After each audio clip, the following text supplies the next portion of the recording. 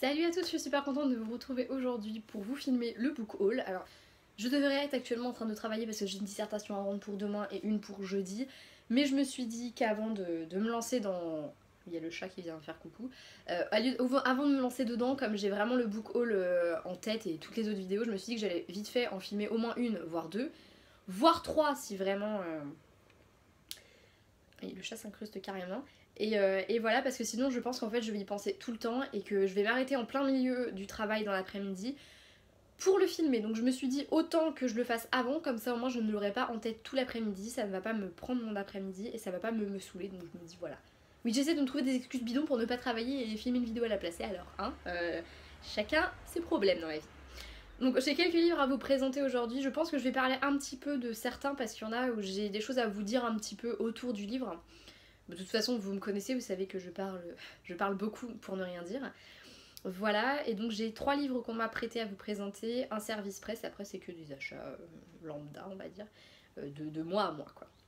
Donc en premier lieu, on m'a prêté la trilogie du Magicien Noir, les 2 premiers tomes de Trudy Canavan publiés chez Milady. Donc il y a La Guilde des Magiciens, le premier tome, et La Novice, le tome 2.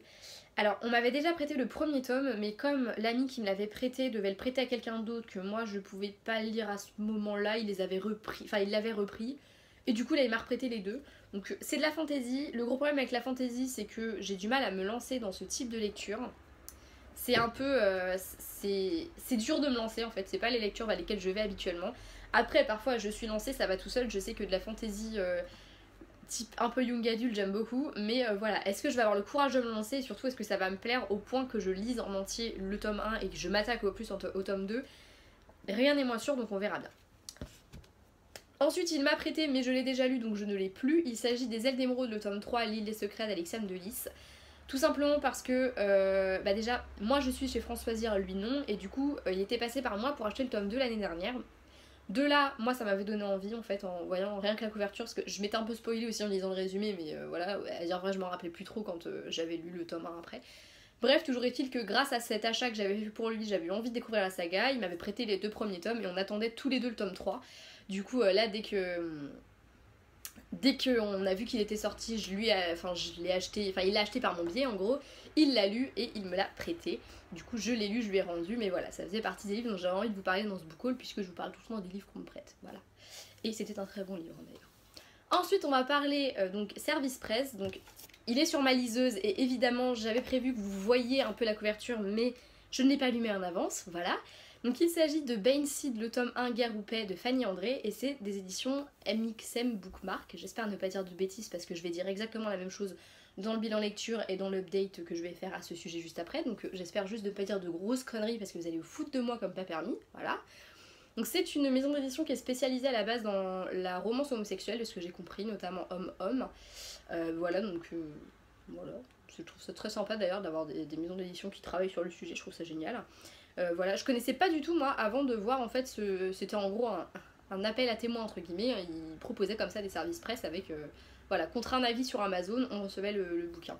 Du coup bah moi j'avais participé pour 2 et j'ai reçu donc Guerre ou Paix, dont la couverture va s'afficher sous peu, hein, voilà, ici, c'est bien, j'espère que vous voyez, c'est tout petit haut et c'est tout en noir et blanc, voilà, donc c'est de la bitlit on va dire, un pur et dur, hein, et j'ai vraiment beaucoup aimé, hein, puisque je l'ai lu également, mais voilà, je voulais vous parler 5 minutes et vous dire que j'ai eu ce petit service presse, et je suis très contente d'ailleurs d'avoir lu celui-ci, et d'avoir été retenue également pour vous en parler. Bref, je passe maintenant aux 6 livres que j'ai ajoutés à ma bibliothèque. Et le premier, je vais avoir un peu de choses à vous en dire, puisqu'il s'agit de mon premier achat VO vraiment, parce que j'avais acheté Harry Potter le premier en anglais, mais je connais tellement Harry Potter par cœur que pour moi je considère même pas que c'est de la lecture VO ou de la lecture où il y a un niveau de complexité supérieur à de la lecture en français en fait.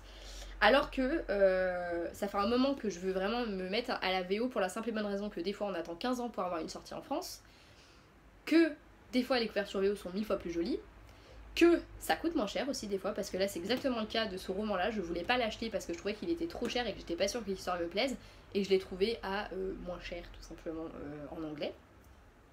Et en plus moi j'ai une boutique de romans, enfin j'ai une boutique en ville qui vend des romans étrangers, dont notamment celui-ci, puisque c'est là-bas que je l'ai trouvé. Donc ça fait plusieurs fois que je me tâte. Sauf que le problème, c'est que j'ai beau avoir un niveau assez bon en anglais, je peux pas prétendre être bilingue non plus, donc j'avais vraiment peur, je savais pas dans quoi me lancer. Je voulais axer un peu sur de la jeunesse, mais en même temps, les trucs que je lis, des fois, il y a des termes tellement particuliers que j'avais vraiment peur de pas réussir à les lire en anglais. Du coup, quand j'ai vu qu'il y avait celui-ci, comme c'est un livre que je voulais lire, j'ai décidé de le prendre lui. Il s'agit donc, puisque je fais du suspense depuis tout à l'heure, mais de Did I Mention I Love You d'Estelle Mascam. Voilà. Je suis en train de le lire, mais comme c'est de l'anglais, voilà, il me faut un peu plus de concentration, donc j'en suis vraiment à, je crois que l'autre jour, je regardais sur Livre Addict, je dois être à 30% du livre, quoi. Donc voilà, j'avance vraiment à la vitesse d'une petite fourmi, quoi. Mais voilà, je le lis quand même. Alors, pourquoi avoir choisi ce roman? Tout simplement parce que je n'étais pas du tout sûre que ça me plaise à lire en français, voilà. J'avais pas envie de mettre, je ne sais plus à combien il est, mais il doit tourner entre 16 et 18 euros, quoi. Et j'avais pas envie de mettre ce prix-là dans un livre que j'étais pas sûre d'apprécier derrière. Du coup, quand j'ai vu à la boutique, en fait, où je suis allée, ils sont à 11,95 quasiment tous, en fait. Du coup, quand j'ai vu ce livre-là à 11,95 dans le quasiment même format et la même tronche, la seule différence c'est qu'il est en anglais, forcément, sachant que je vais me mettre à la VO, c'est assez simplement que je me suis tournée vers celui-ci. Dans l'immédiat, j'apprécie assez ma lecture, mais encore une fois, c'est pas le sujet du book haul. Mais voilà, mon premier achat VO, vous l'avez enfin. Mon premier VO. Enfin, je dis ça, mais j'en avais acheté un autre, mais que je ne sais même pas si je vais le lire un jour parce que c'est un tome 2 et je me rappelle plus du tome 1. Donc voilà. On passe ensuite à du bon français, hein, notamment parce que celui-ci, c'est un auteur français, enfin une auteure française. Il s'agit de Nos âmes rebelles de Samantha Bailey. Donc c'est le tome 2 publié chez France Loisirs. Voilà. J'avais lu le tome 1, je l'avais acheté, j'attendais que le tome 2 sorte chez France Loisirs pour l'acheter, et voilà, c'est chose faite. Là c'était un peu l'occasion aussi parce que, comme c'est des livres que je lis relativement vite, puisque le premier tome je l'avais lu en une journée et que c'était le cas pour celui-ci, j'ai fait en sorte d'avoir un bon. Enfin, j'avais un bon de réduction en gros, et j'ai fait en sorte de l'utiliser pour celui-ci parce que j'aime autant ne pas mettre le prix complet dans un livre que je vais lire tellement rapidement que voilà quoi, c'est. Voilà, j'aime autant. Et je pense que vous comprendrez en soi pourquoi. Ensuite, et là on attaque en fait les deux livres où il aurait dû en avoir qu'un sur les deux, mais j'ai pas su me décider, du coup j'ai pris les deux. J'ai demandé des avis à plein de monde, à chaque fois il y avait un partout, donc au bout d'un moment ça m'a gonflé, donc je suis repartie avec les deux. Il s'agit de La Faucheuse de Neil Shusterman, publié dans la collection R de Robert Laffont, voilà. Donc il me fait très envie depuis que j'en entends parler, et donc avant même qu'il sorte. Et je sais pas, le contexte en lui-même me plaît beaucoup et je suis trop pressée de le lire, donc là en fait il attend. Et dans ma bibliothèque en fait, La Faucheuse il ressort énormément en fait, le titre là. Et du coup, à chaque fois que je le regarde, je n'ai qu'une envie, c'est de bondir et de le prendre. Mais j'ai d'autres lectures à faire avant, donc il va attendre un petit peu. Mais j'avoue que j'ai de plus en plus de mal à attendre comme ça, plus ou moins patiemment, de pouvoir le lire. Et ensuite, le second, donc avec lequel j'hésitais et que finalement j'ai pris les deux, il s'agit d'un palais d'épines et de roses de Sarah J. Maas, publié chez La Martinière Jeunesse. Alors ce livre-là, c'est pareil, je le veux depuis super longtemps. La couverture, c'est quasiment la. De toute façon, c'est la même, je crois, qu'en VO. Hein. M'avait complètement subjuguée, donc, et j'avais trop envie de le lire. D'ailleurs, il était dans ma wishlist en VO. Et là, savoir qu'il était sorti en français, sachant que je ne lis pas plus que ça en VO, puisque comme je viens de vous le dire, je viens seulement de m'y mettre. C'était vraiment, voilà, j'avais envie de l'avoir et j'étais face aux deux, je savais pas lequel choisir. Alors je pense que je n'aurais pas pris les deux si j'avais pas eu un chèque cadeau de 15 € à mettre en plus, ce qui fait que ça m'a fait payer une vingtaine d'euros pour les deux bouquins de ma poche. Mais voilà, je suis très pressée également de le lire, il me fait énormément d'œil parce qu'il est juste au-dessus de La Faucheuse, donc forcément quand je vois La Faucheuse, je le vois lui.